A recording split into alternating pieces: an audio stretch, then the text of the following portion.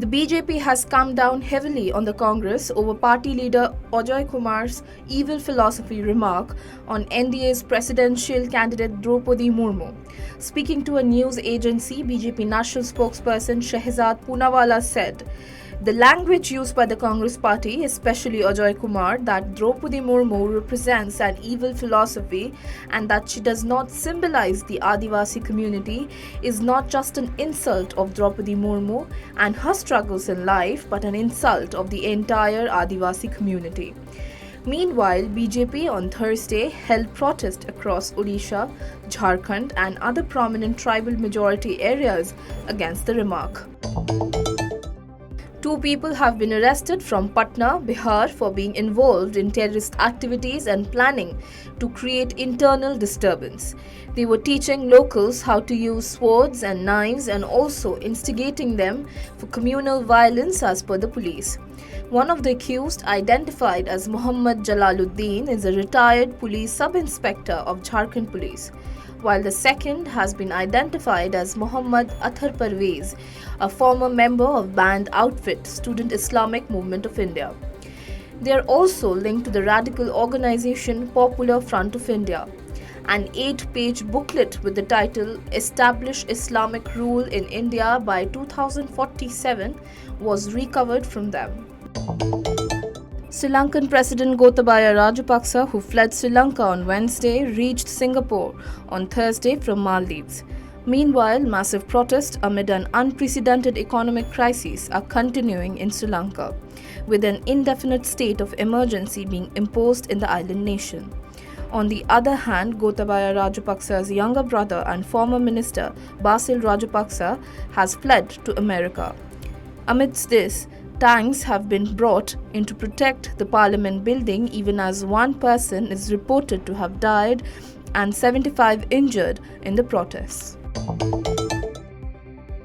A statue of Mahatma Gandhi has been vandalized at Vishnu Mandir in the area of Yonge Street and Garden Avenue in the Richmond Hill city of Ontario in Canada. The statue, which is 5 meters high, is said to be nearly 30 years old. As per the local police, it is a hate crime. Meanwhile, the Consulate General of India, Toronto, tweeted about it saying, "We are distressed at the desecration of the statue. This criminal, hateful act of vandalism has deeply hurt the sentiments of the Indian community in Canada." In a major relief to the common man, the newly formed Maharashtra government, led by Chief Minister Eknath Shinde, has slashed VAT on fuel prices. The VAT on petrol has been reduced to Rs 5 per litre, while that on diesel has been reduced to Rs 3 per litre. The decision was taken during the second cabinet meeting of the new government, which was formed last month after the resignation of former Chief Minister Uddhav Thackeray. In a big decision, the Modi government has said that the booster dose of the COVID-19 vaccine will be made available free of cost to everyone over 18 years of age at all central government-run vaccination centers for a period of 75 days starting July 15th. The move is part of Azadi Ka Amrit Mahotsav celebrations to mark the 75th year of India's independence. Earlier, the government had reduced the duration between the second and third dose from 9 to 6 months. In a major revelation, the Special Investigation Team probing the June 3rd Kanpur violence in its case diary has said that miscreants were given money to spread violence in the area. According to SIT's case diary filed in court, the stone pelters were allegedly paid Rs 500 to 1,000 and those who agreed to hurl petrol bombs during the riots were reportedly paid Rs 5,000. Moreover, the SIT has mentioned, as per media reports, that assurance was given to miscreants of free legal help if they were caught. With monsoon hitting parts of India, several states are experiencing incessant rain, leading to floods and waterlogging. In Maharashtra, heavy rainfall and flooding over the last 10 days have left 89 people dead. Meanwhile, the IMD has issued a red alert for Palghar, Nasik and Pune, and an orange alert for some other districts. On the other hand, 83 people are said to have died in Gujarat. Also, heavy rains are being witnessed in Navsari, Valsad and Dang districts in South Gujarat.